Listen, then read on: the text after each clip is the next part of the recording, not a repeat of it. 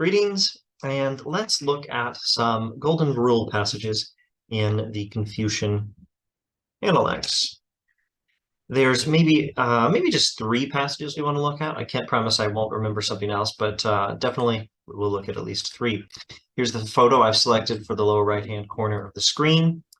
And in this video, in this photo, we are on Chung Chau Island in Hong Kong, at a semi-remote beach. I forget the name of the beach. It might be Coral Beach. It's some beach name that sounds kind of cool, but I can't remember what it is. And we are looking eastwards at sunrise. So Llama Island is off here, and to the left is Hong Kong Island, over which the sun is rising. This is probably the International Commerce Center behind Hong Kong Island over in Kowloon. Anyway, let's relegate this to the corner so the corner looks good, and let's talk about the golden rule in the Analects. Now, not this passage. Let's go first to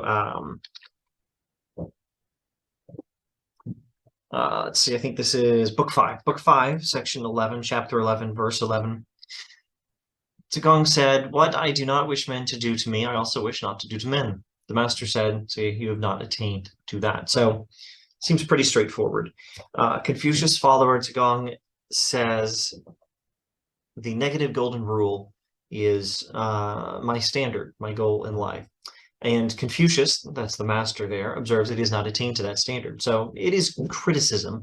It's not an F grade. You fail at life. It's, I'm not sure what term to use here. It's an observation that the disciple of Confucius has not yet achieved this worthy goal, and he needs to keep at it. Let's go to a different translation. This is the James Legge public domain translation, and I often find, since I've spent enough time in this translation to have its words in my head sometimes, I often find I just do a Control F for what I want, and I find the passage here if I don't remember the location of the passage. So have we already selected? Yes, we have. We're in Book 5 of the Analects here at the Muller translation, not public domain, but conveniently on the internet as well as interlinear. So Book 5, Section 12, Chapter 12, Verse 12. Zigong says, "What I don't want done to me, I don't want to do to others." And Confucius says, "See, you have not yet attained to this level." So you have not yet attained to this level. Book 5, Chapter 12, Section 12. In the Oxford World Classics edition now, we read, Zigong said, "If I do not want others to inflict something on me, I also want to avoid inflicting it on others." The master said, "See, this is not a point you have yet reached." So the translations all sound about the same. Oh, I shouldn't have scrolled down so far. Here's the original. All right, so I don't know that I have anything to say about this, except this is a fairly straightforward statement of the negative golden rule, sometimes called the silver rule. This is the moral principle that says, do not do to others what you want them not to do to you. Now, Confucius affirms the standard while criticizing his student for not living up to it. I think it is a gentle, mild, and encouraging criticism, not encouraging in the sense that it's okay. No, it's not okay. He needs to do better. Zigong really needs to do better and live up to this standard, but it's encouraging or exhortational in the sense that the lesson here is keep at it. Keep at it, buddy. All right, let's go to one of the niftiest golden rule passages in the Analects. Let's do James Legge first. We are in, I think it's Book 15. Book 15, Section 23, Chapter 23. Zigong asked, the same student of Confucius asked, saying, "Is there one word which may serve as a rule of practice for all one's life?" The master said, "Is not reciprocity such a word? What you do not want done to yourself, do not do to others." So here Confucius says that this one word you can spend your whole life working on, and what's that one word? Reciprocity. And he defines reciprocity in terms of the negative golden rule: what you do not want done to yourself, do not do to others. One of the most superb statements of the negative golden rule. Now let's go to the Muller translation of this. We're, let's see, 1523.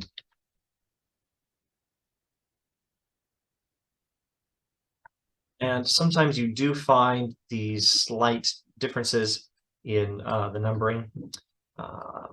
Textual backstory issues I'm not going to comment on and don't really understand myself anyway. I haven't studied the history of the transmission of the texts of the Analects, but that's probably where you'd find an explanation for this sort of slight difference in numbering. Anyway, Zhigong asked, is there a single concept that we can take as a guide for the actions of our whole life? Confucius said, what about reciprocity? What you don't like done to yourself, don't do to others. Now, let me see. There's two things I should mention about the language here. Okay, first of all, a word we discussed in the second video of this series on the Analects. This word, which Muller conventionally, like leg, translates as reciprocity. This word here, this appears only 2 times in the Analects based on our Control F here on this website. This appearance on this URL is Muller's commentary on the term and on some other terms. And here's where the term appears elsewhere. And I better make a mental note of this because maybe we should come back to this. Yes, we really should come back to this. This other central use of this term. So here, this term, even if it does appear only twice in the whole book, turns out to be super duper important because it's one word you can spend your whole life working on. Now, you don't have to translate reciprocity, but that's pretty normal, and I'm not fit to comment on the translation myself. I can just comment on the translators. Let's go to the translation here in the Oxford World Classic. Zhigong asked, is there a single word such that one could practice it throughout one's life? The master said, again, the master is Confucius himself, reciprocity, perhaps. Do not inflict on others what you yourself would not wish done to you. Now let's go to the very short introduction to Confucianism by Gardner, published by Oxford. Page 23. A few passages in the text are especially revealing. Zhigong asked, is there one word that can be practiced for the whole of one's life? The master said that would be empathy, perhaps. So there's one of the alternative translations, empathy. That would be empathy, perhaps. What you do not wish yourself, do not do unto others.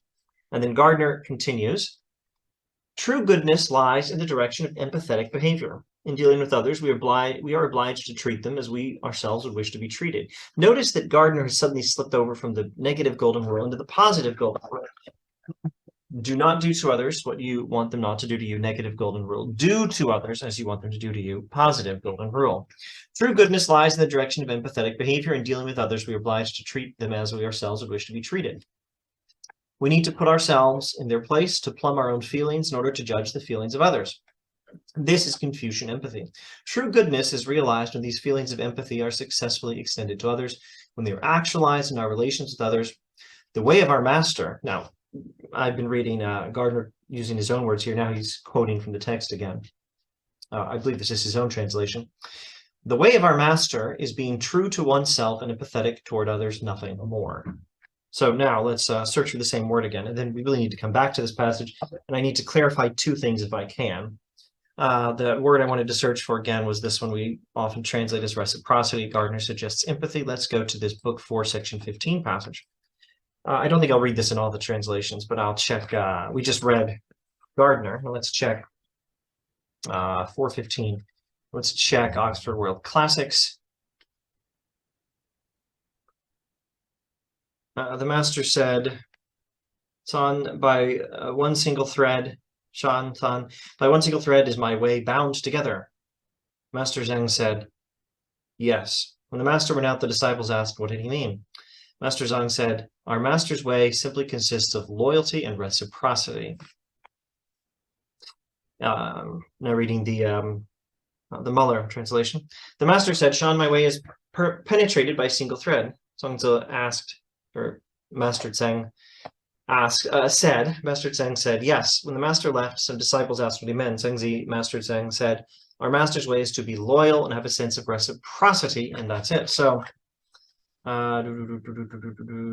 this seems a bit different on the surface of it, if you're just looking at the English, from the Gardner translation. The way of our master is being true to oneself and empathetic toward others, nothing more.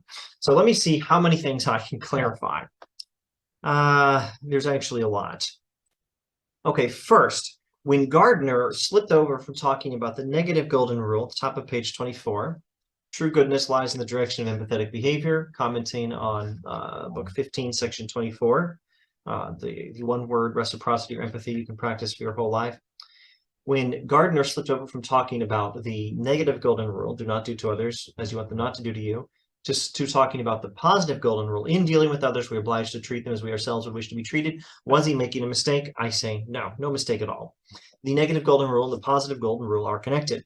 Now, had we world enough time, we would want to make a very thorough analysis of what exactly does the negative golden rule mean, what exactly does the positive golden rule mean, and we might follow the usual idea that says they're not the same thing, one means less than the other, or maybe you can have one but not the other, and vice versa. My usual way of thinking is the positive golden rule, do to others, includes the negative golden rule, but also more than it. Do to others as you want them to do to you includes do not do to others what you want them not to do to you, but includes more. Maybe there are other ways of thinking of this. I think Gensler, Harry Gensler, I believe, in a book on the golden rule. I think the book might be called The Golden Rule, Do Unto Others, but you know, run it through a search engine. It's a good book. Gensler, Gensler. Type in Gensler Golden Rule, and you should find the book. I believe he analyzes them and says, they each include the other. They're actually both basically the same. So now I'm annoyed that the search engine has not turned up the book. It's turned up references to the book. There we go. Ethics and the Golden Rule, Do Unto Others. That's the name of the Gensler book. So we could analyze these things. And my usual working hypothesis is negative golden rule is included by the positive, but not vice versa. So the positive golden rule goes a little further. In any case, they are connected. And I don't think Gardner's making any mistakes slipping from the negative to the positive. There may be a mistake. He should have cited the end of book 6 right here when he said, in dealing with others, we are obliged to treat them as we ourselves would wish to be treated. Gardner may have made the mistake of not citing the end of book 6, which we will come to. That'll be the last one we look at in this video. Now, let me see what else I can try to clarify. I fear I've already lost track of a few points. All right, let's see if I can clarify this. There's not much I can clarify here, but 415, Master Zheng, our master's way simply consists of loyalty and reciprocity. Our master's way is to be loyal and have a sense of reciprocity. And that's Muller. I guess while we're at it, we might as well do a survey and check the leg translation.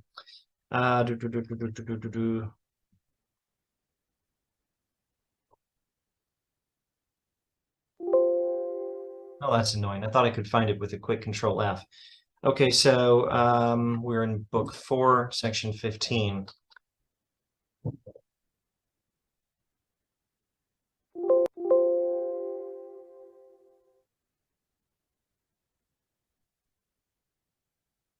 Okay, the master said, Sean, my doctrine is that of an all-pervading unity. There we go, all-pervading unity. The disciple Song replied, yes. The master went out and the other disciples asked, saying, what do his words mean? Song said, the doctrine of our master is to be true to the principles of our nature and the benevolent exercise of them to others, this and nothing more. So I'm glad we did a survey, more translations. So the leg public domain translation, be true to the principles of our nature, and the Gardner translation, being true to oneself and empathetic towards others. So empathy, reciprocity, or here leg translates, but reciprocity, it seems, as benevolent exercise of them to others. So are we talking about loyalty, or are we talking about being true to ourselves, whatever that means, or being true to the principles of our nature? I will not say because I don't know. So I'm just here to clarify. That's an issue in translation, and there may be also some textual issues. Maybe some of the ancient manuscripts don't use exactly the same wording here. I don't know. There are issues here I'm not fit to clarify. I can only clarify that's the question. And I can clarify one other thing. This word. No, I shouldn't have done a Control F. Of course, that word would appear a lot in the Analects. There we go. This word right here. Zhong.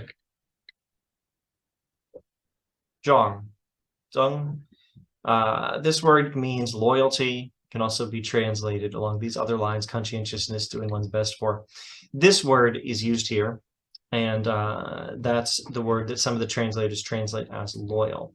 Now, Gardner reads in this passage a golden rule concept. True goodness is realized when these feelings of empathy are successfully extended to others, when they are actualized in our relations with others. The way of our master is being true to oneself and empathetic toward others, nothing more. This may be a golden rule passage. At any rate, actually, I think we can safely say it is a golden rule passage. Whatever it is telling us how properly to treat others, and the way is penetrated by a single thread. Let's see. The way is penetrated by a single thread. The way, that would be do, dao, way, or road. The way is penetrated by a single thread. The Sean, my doctrine is that of an all-pervading unity. By one single thread is my way bound together. Okay, so the single thread is, of course, the one that recognizes how we ought to treat ourselves. We know to treat ourselves properly. That's obvious. It's like Augustine said about the golden rule. We did not need a command to treat ourselves properly. We already care about ourselves. What we need is a recognition that that applies to others too. So this passage actually, in saying one single thing, here's one, there's the word for one single thing harmonizes all of ethics. Of course, that's a golden rule passage. We can start like Augustine observes with the recognition that I matter, my well-being matters, and the proper way of ethics is to realize the proper Tao, the proper course is to realize that applies to everyone else. So of course this is a golden rule passage, and I'm so glad I spent some time on it, because I'm not sure I ever understood before now that of course this is a golden rule passage. Just the very idea that he's talking about a single thread or an all-pervading unity, or again, a single thread. Just the fact that he's talking this way means this is a golden rule passage, as long as it means as long as it says something about one thread and treating others properly. Of course, it's a golden rule passage. Now, let's see, what else did I want to clarify? I think I've forgotten one thing I wanted to clarify. So let's go back to that other passage, because there were two words I wanted to mention. I have less to say about this. This is just me being an American in Hong Kong who's not made a whole lot of progress learning Cantonese, but enjoying what little he can find. Let's go back to the reciprocity passage. What about reciprocity? What you don't like done to yourself, don't do to others. Here's the key word, don't. This word means don't. So I'm delighted when I remember to pay attention to these things. When I see this word on the doors of the MTR, the metro system, in America we might say the subway system, the rail transit system, when I see this on the door of the MTR and it says something like, don't go through this door when the doors are opening or closing, I'm delighted when I see this sacred word from the Confucian Analects stating the negative golden rule. I'm happy when I recognize this cool, important word on the door of the MTR trains. Okay, now let's go to the most important golden rule passage in the Analects. That's the end of book 6.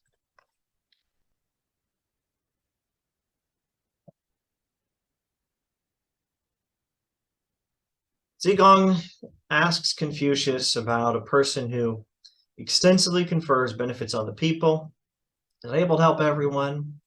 Might we call him perfectly virtuous? I think we'll check the text there and find out that's the word yan. Yan here is yan, ren, benevolence, humaneness, kindness, humanity, perfect virtue. Those are some of the available translations. Some, like Muller, will prefer to not translate it at all. The master said, why speak only of virtue in connection with him? Must you not have the qualities of a sage? Even Yao and Shun were still solicitous about this. And now Confucius comments on this, saying, the man of perfect virtue, the man of Yan, Ren, wishing to be established himself, seeks also to establish others. Wishing to be enlarged himself, he seeks also to enlarge others. To be able to judge of others by what is nigh in ourselves, this may be called the art of virtue. Now, I think we'll go to Muller last. I feel like going to Muller last. Let's go to the end of book 4 in the end of book 6 in the Oxford World Classics, Dawson translation. Now, the humane man, humane, instead of man of perfect virtue, the humane man, wishing himself to be established, sees that others are established, and wishing himself to be successful, sees that others are also successful. Instead of established and enlarged, it's established and successful. To be able to take one's own familiar feelings as a guide may definitely be called the method of humaneness, the art of virtue, the art of Ren, the method of Yan. So now book 6, the one I think maybe Gardner should have cited when he did not make a mistake in moving from negative to positive golden rule because they're connected, but he may have made a mistake not citing book 6. You know, he's better than I am. I don't blame him much for not citing book 6. Zhigong asks, etc., might he be called humane? Yan Ren, I believe that's this here is the appearance of Yan Ren, where Zhigong asks, might he be called this? The master said, why only this? Why only humane? Again, we're using the humane translation here, although I just said that he prefers to leave it untranslated. Well, sometimes he will translate it. So there you go. Why only humane? The master said, I think this means the master said, why only call him humane? He would undoubtedly be a sage. Even Yao Shun would have had to strive to achieve this. Now here Muller slips back into not translating it. The humane, benevolent man, the man of perfect virtue, the Yan man, the Ren man, wishing himself to be established, sees that others are established, wishing himself to be successful, sees that others are successful. To be able to take one's own feelings as a guide may be called the art of Ren. The art of Ren, the art of perfect virtue, the method of humaneness, the method of Yan Ren, the method of this most important virtue may be called to take one's own familiar feelings as a guide, to take one's own feelings as a guide, to take one's own familiar feelings as a guide, to be able to judge of others by what is nigh in ourselves. So what does that mean? Well, it means the positive golden rule. So I'm thinking about too much.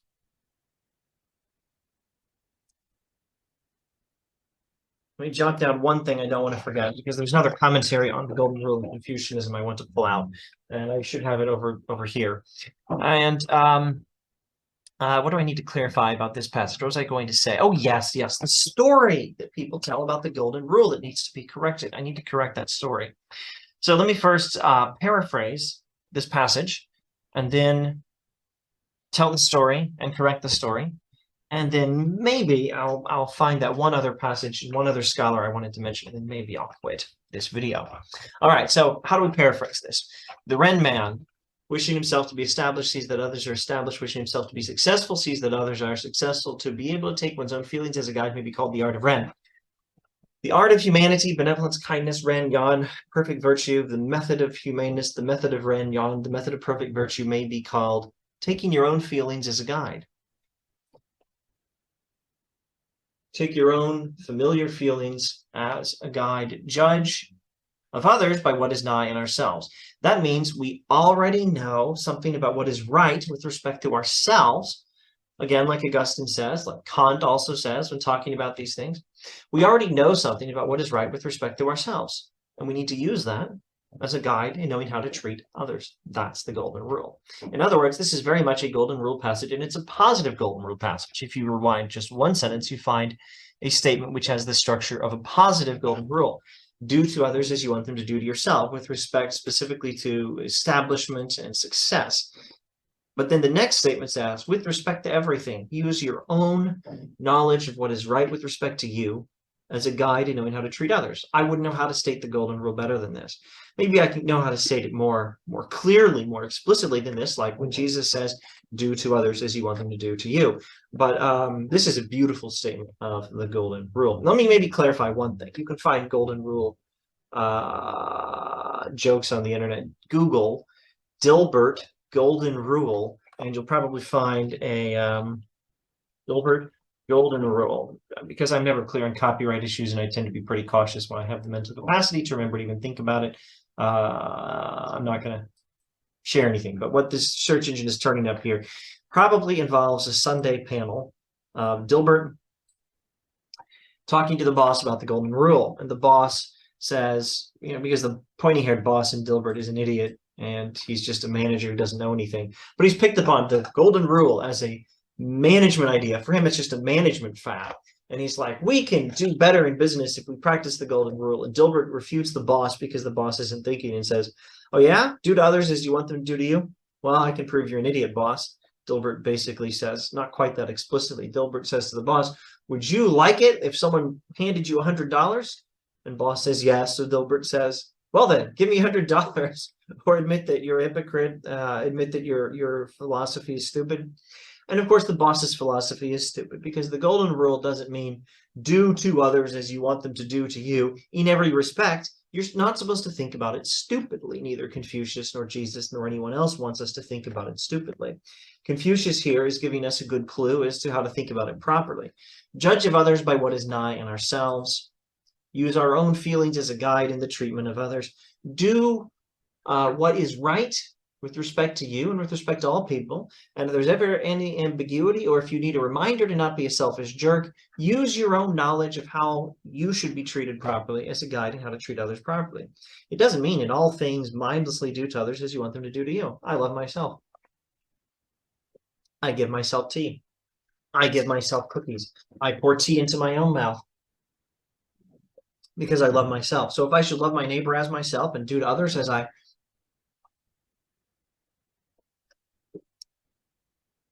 do to myself, should I treat others exactly the same way I treat myself? No, that's stupid. And if you think about the golden rule itself, in not pouring tea into your mouth, I'm actually following the golden rule, just not mindlessly. If I were following the golden rule mindlessly, I would think I give myself tea and pour it directly into my mouth, so I should do the same to others. I should pour tea into the mouths of other people. And that's stupid. But if I'm thinking about the golden rule intelligently, reasonably, rationally, sanely, I think, well, I like tea, and it's better if I make my own tea and pour it into my own mouth. Thank you very much, because I can, and that's just reasonable. I should treat others reasonably the same way. And that may occasionally mean pour tea into someone else's mouth. You know, if God forbid you should ever be in a terrible car accident and you're in hospital in traction and you can't even move your arms, but the doctors approve of letting you drink some tea, and there's a teacup there. Well, I should grab the teacup and offer to pour it into your mouth for you if that's something you would like. In theory, sometimes I should do that, but how I want people to treat me is don't try to pour tea into my mouth or coffee because it tastes terrible. That might be what you like. That's not what I like. So the negative golden rule can be a reminder here to not follow the positive golden rule carelessly. And we'll probably repeat that when we get to that other reading I wanted to mention. Anyway, what was I talking about? The golden rule is not to be applied foolishly. And the Analects here gives us some good advice on that. It's using our own feelings as a guide. And I don't think you're supposed to read Jesus saying, do to others as you want them to do to you, and read it foolishly and need Confucius to tell us, well, it's about using our own feelings as a guide in knowing what is right with respect to others, or as a reminder to not be a selfish jerk. Nevertheless, I'm glad to have it. It's a beautiful statement of the golden rule. Even if it's not quite as clear and explicit, I think it's beautiful and good. And it is a universal positive golden rule, do to others statement. And I think it does make some aspects of the golden rule somewhat clearer. It's using your own knowledge of how you should be treated properly as a guide in how you should treat others. Now, I think at this point I need to wrap up this video as quick as possible, but I need to cover the story and that one other reading, and then maybe I also want to read from Herbert Fingerat. All right, the story. Here's the story people tell about the golden rule. The Jews had the negative golden rule, do not do to others as you want them to not do to you. And Confucius had the negative golden rule, do not do to others as you want them not to do to you. And then Jesus came along and gave us the positive golden rule, saying, do to others as you want them to do to you, and love your neighbor as yourself, and thereby taught us ethics better than the Jews or Confucius had been able to do. Well, there's some truth to that story. Jesus does say, do to others as you want them to do to you.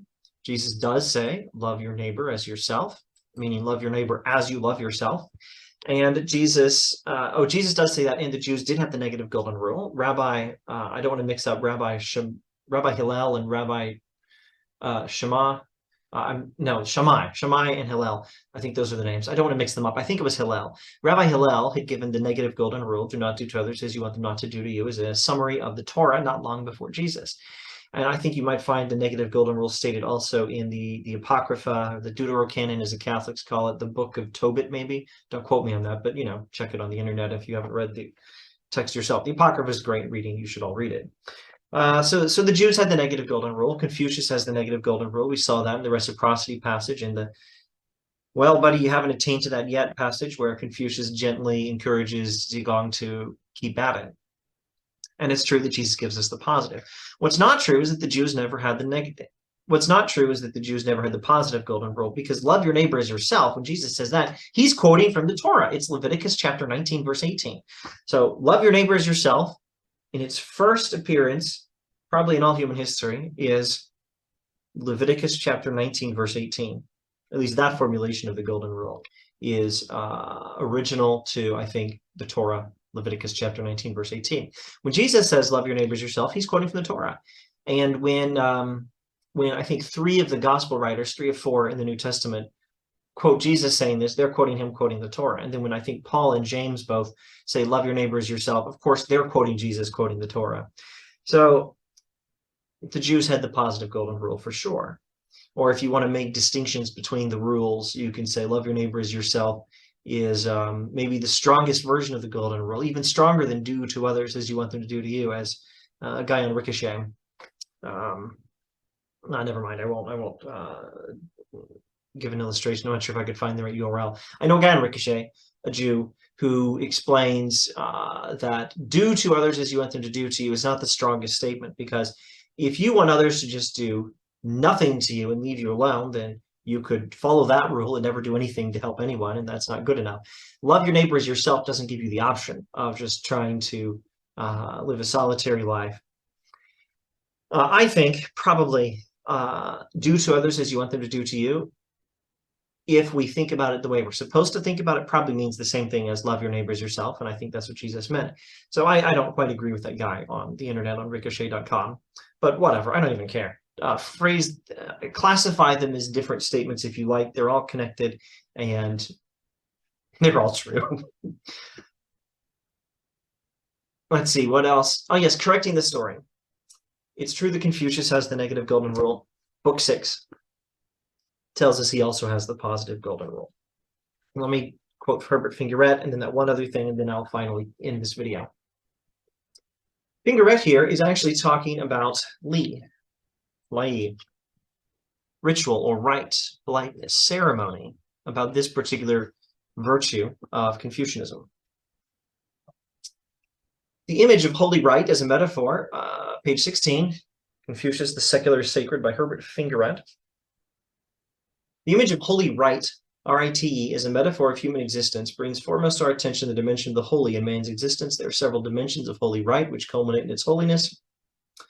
Rite brings out forcefully not only the harmony and beauty of social forms, the inherent and ultimate dignity of human intercourse, it brings out also the moral perfection implicit in achieving one's ends by dealing with others as beings of equal dignity, as free co-participants in life. What did I tell you in the video, the second video in this series, where I say something about Lee, or maybe I didn't even get to it in this video. I don't remember. I've gotten to it somewhere on this channel. If I didn't get to it in the last video, I'll say it now. Confucian ritual, or Li, or Lai, is not exclusively about just finding the best rituals from the ancient Zhou dynasty, although in Confucius' view, that's a great place to start. It's the place to start. Confucian ritual, or Li, or Lai, is about realizing how our human customs, rituals, rites, ceremonies are methods of deferring to one another and showing respect for one another and showing care for one another. Our methods of doing these things through ritual or rite or ceremony is a way of being human, a way of training us in moral thoughts, but more importantly, moral life. It is an expression of the right moral principles. So now use not Confucius' example, but my own example, use our modern greeting rituals. We say, when we meet someone, hello, how are you? And we're not primarily interested in a direct and literal answer to the question. I'm the kind of weirdo who might truthfully answer, well, plantar fasciitis in my left foot, my foot hurts. How are you? The point is not primarily to get a straightforward answer. The point is a ritual acknowledgement you exist and your well-being matters. That's why we say, hello, how are you? And when people respond, fine, thanks, how are you? The point is not primarily, if at all, to give a direct answer to the question, how are you? The point is to participate in the ritual acknowledgement you exist, your well-being matters. I recognize that your well-being matters. That's what the greeting rituals are supposed to mean. That's what they're supposed to do. They're supposed to train us in making this acknowledgement. And well, it is a ritual it is the ritual acknowledgement, and it's meant to be a training exercise in thinking and living this way. It is an embodiment of the moral principle that other people exist and their well-being matters, which is to say, it's an embodiment of Jan Ren and of the golden rule of love your neighbor as yourself, of treat other people according to the same standards you know are important with respect to you. Hello, how are you means I recognize you exist and your well-being matters. And when you respond, fine, thanks, how are you? You are ritually returning the acknowledgement. That's what our greeting rituals are supposed to be. That's me trying to think through modern greeting rituals the way Confucius would, although his own set of rituals is not quite the same as what we have now. Anyway, Fingeret is talking about that. The very concept of Ren, Yan, and the very concept of ritual rite, Lai, is a golden rule concept, Fingeret is explaining. So let him continue. Furthermore, to act by ceremony is to be completely open to the other, meaning the other person. For ceremony is public, shared, transparent. To act otherwise is to be secret, obscure, and devious, or merely tyrannically coercive. It is in this beautiful and dignified, shared, and open participation with others who are ultimately like oneself that man realizes himself. Now, Fingeret's wonderful sentence on the golden rule. Thus, perfect community of men, the Confucian analog to Christian brotherhood, becomes an inextricable part, the chief aspect of divine worship. Again, an analogy with the central law taught by Jesus. Now, I don't have time to explain all of this and talk about what Fingeret says about religion and Confucianism, but let's at least observe Fingeret is saying perfect community of human beings, the Confucian analog to Christian brotherhood, is central in Confucianism, and it is an analogy with the central law taught by Jesus. Now, I'm not real clear on why he doesn't cite the end of book 6, but whatever. This is a magnificent commentary on the golden rule. And now, thanks to a note by Fingeret, before I go to that last scholar I wanted to look at, let me go to one passage. This is the one I forgot. This is the one I wanted to do second. Book 12.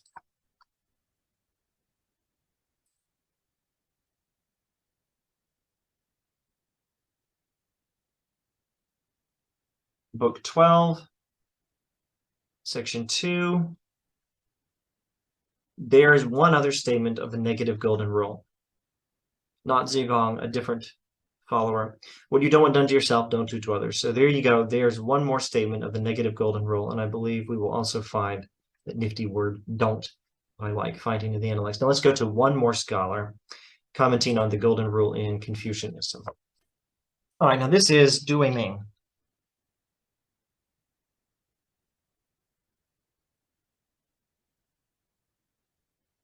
I'll assume that, I don't know, I'll just click, if I see a picture, I'll click on it, and no picture. Well, where is that picture?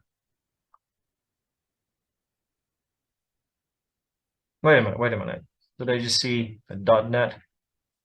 Good. I'm sure his photo will... Okay, I don't know. Okay, there we go. Why isn't this photo here? Du Ming is a living Confucian scholar. At least I'm almost certain he's still with us. I think I would have heard were he not. And I'm really annoyed that I'm not finding a picture in a hurry. So at some slight risk of accidentally violating some copyright law, I'll just let the search engine click on these things. Okay, so that's what Du Ming looks like. Here is his Joining East and West, a Confucian perspective on human rights, a nice little article. And I want to go to what he says about the golden rule here. He's going to connect the end of book 6 with the negative golden rule. Do not do to others. as you want them to not do to you. Now, interestingly, he's not going to say that the end of book 6 gives us the positive golden rule. He will say it's a positive principle that accompanies the negative golden rule, and I really don't care how we classify all these things particularly. The point is they're all connected. Although I provisionally classify the positive golden rule, do to others, as including the negative golden rule, do not do to others. Okay, so Dui Ming, Joining East and West, a Confucian Perspective on Human Rights. I should tell you where this is published. Harvard International Review, summer of 1998. Do we have page numbers? I don't see page numbers. Page 46, actually. This requires, at the minimum, the replacement of the principle of self-interest, no matter how broadly defined, with the Confucian golden rule: do not do to others what we would not want others to do to us. So the Confucian negative golden rule, don't do to others what we want them to not do to us, is the bare minimum first step for fixing the modern problem with self-interest, with pursuing my own happiness, and screw everyone else. Since the new golden rule is stated in the negative, Dui Ming continues, it will have to be augmented by a positive principle. In order to establish ourselves, we must help others to establish themselves.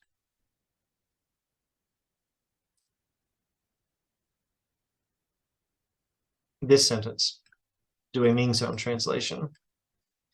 In order to enlarge ourselves, we must help others to enlarge themselves. And I better skip a couple pages because he talks about some other things before he gets back to this.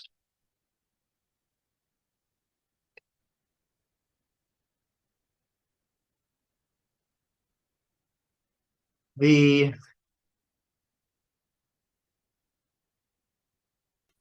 we are, page 48.